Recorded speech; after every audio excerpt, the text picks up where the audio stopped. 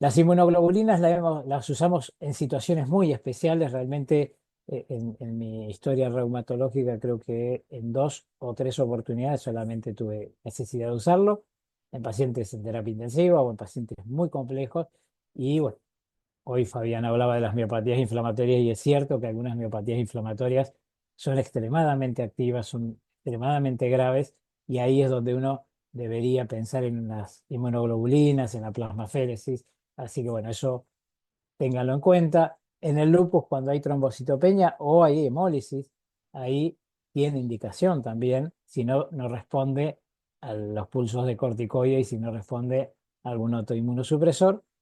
Y la dosis, recuerden que es de 2 gramos por kilo, y eso habitualmente se reparte esa dosis en 2 a 5 días. ¿M?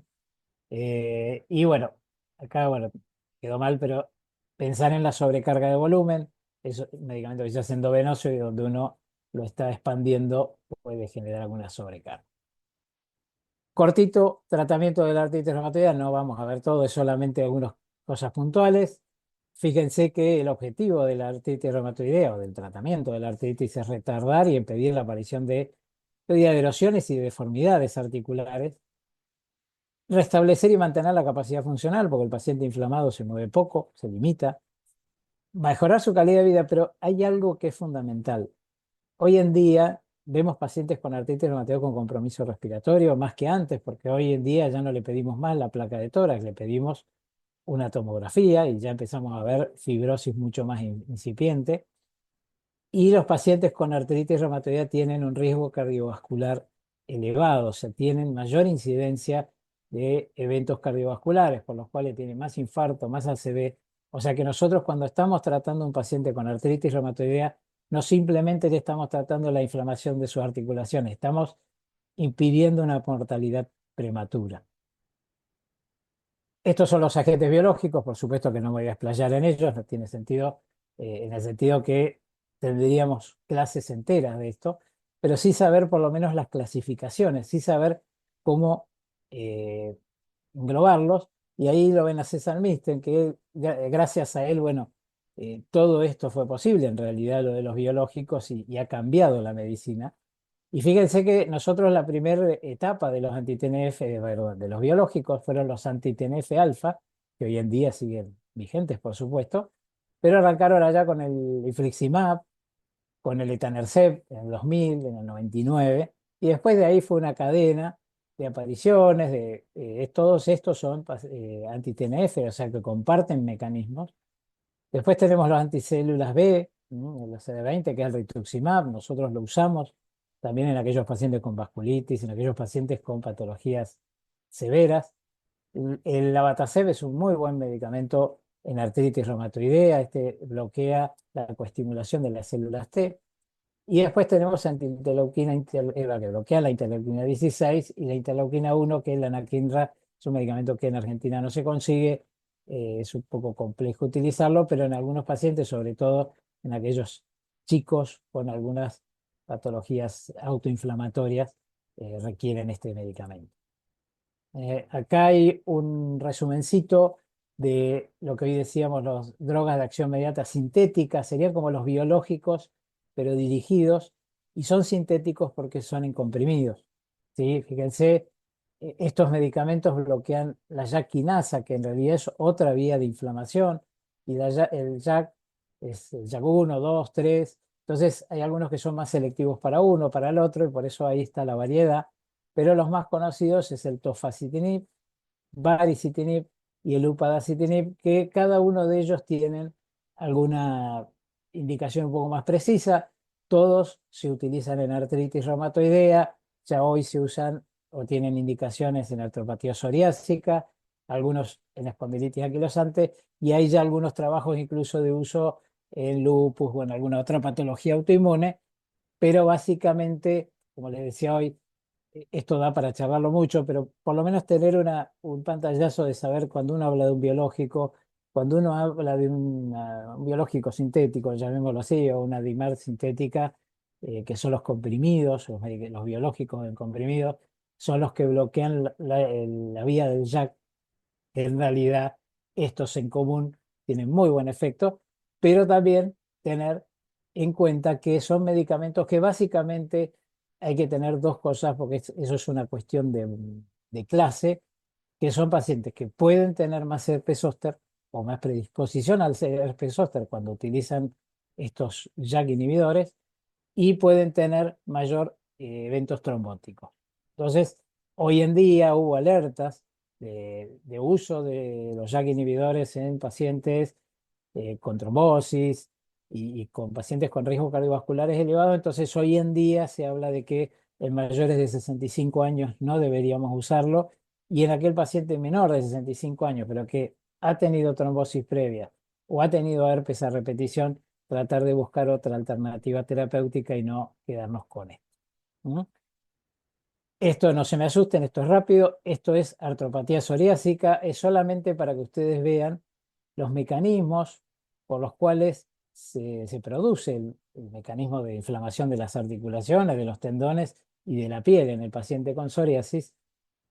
Y los que nosotros más usamos son, por ejemplo, el Guselkumab, que es un inhibidor de la interleuquina 23, el Secukinumab o el Ixekizumab, que inhibe la interleuquina 17, y después el Ustekinumab, que ya lo habíamos usado un poquito antes, que no es tan efectivo como estos dos, que inhibe la interleuquina 23 y 2.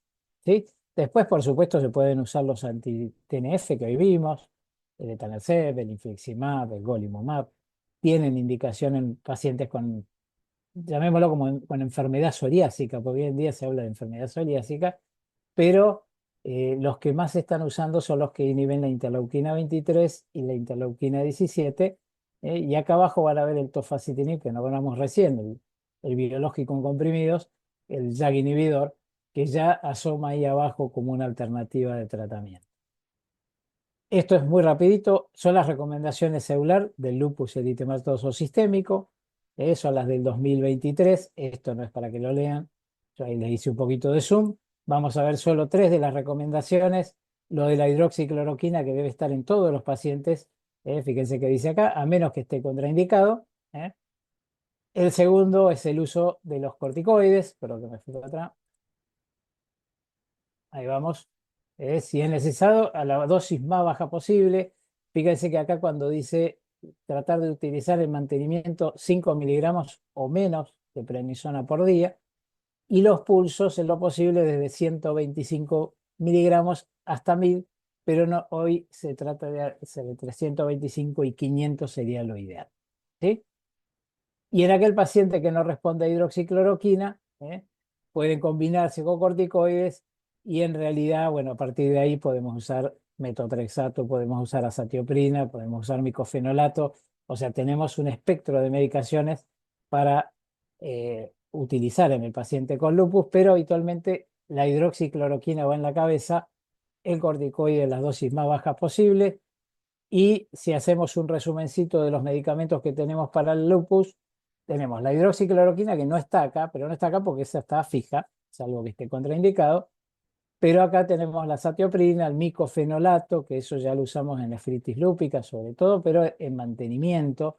¿Por qué? Porque habitualmente la inducción la hacemos o con ciclofosfamida o con, eh, bueno, los pulsos de corticoide, por supuesto, y algunos hacen alguna inducción con azatioprina, no hay mucha respuesta con eso. Metotrexato en aquellos pacientes con lupus, pero que tienen compromiso articular. Habrán visto alguna vez alguno que aparte de su lupus tiene la rodilla inflamada o las manos inflamadas. Ese paciente sigue con la hidroxicloroquina y debería recibir metotrexato. ¿Sí? Ciclofosfamida lo usamos en pulsos.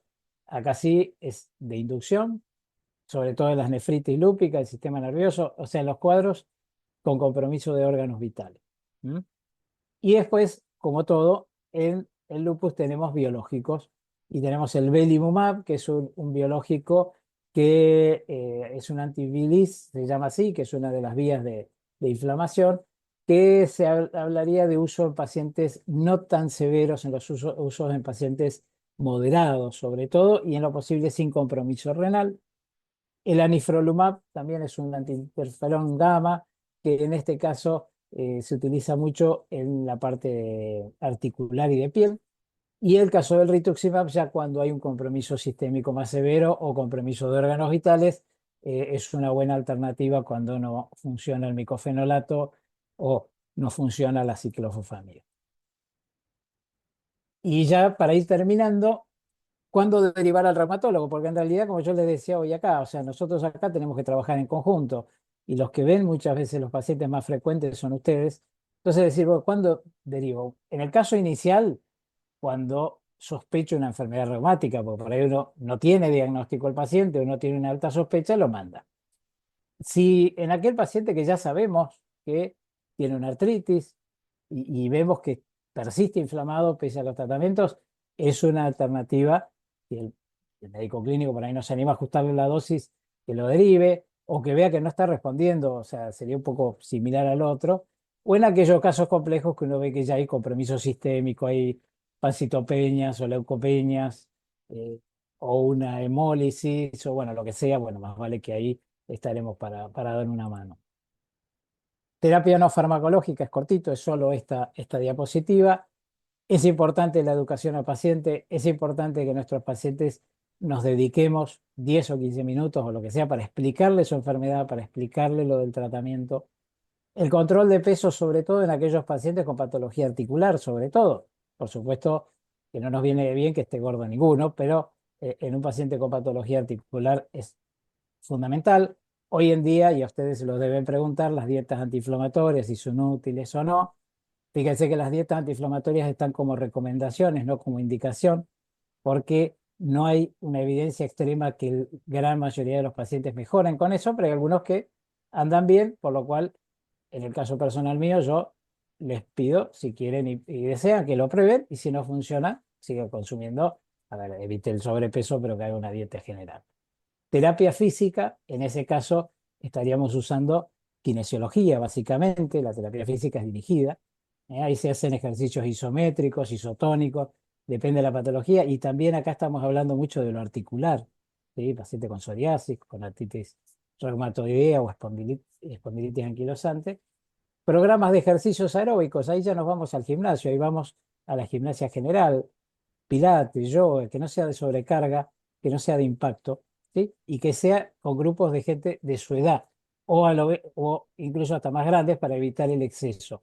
Porque nos pasa que el paciente va con la chica de 20 años a hacer pilates y vuelve destrozado. Entonces tenemos que tratar de ajustarlo. Terapia ocupacional, fundamental en nuestros pacientes. Asiste sobre todo en lo que es ejercicios de los miembros superiores, adaptaciones al trabajo y adaptaciones a esto que yo puse ahí, que es ABD, que es las actividades de la vida diaria. ¿Sí? Y bueno, nada, la representación de lo que decíamos hoy. Nuestras patologías son muy clínicas, necesitamos del bioquímico, necesitamos del clínico, necesitamos del kinesiólogo. Nosotros podemos hacer la mejor medicina que podamos, pero es fundamental que estemos juntitos. Así que bueno, nuevamente gracias, estoy a disposición para preguntas. Gracias por dejar.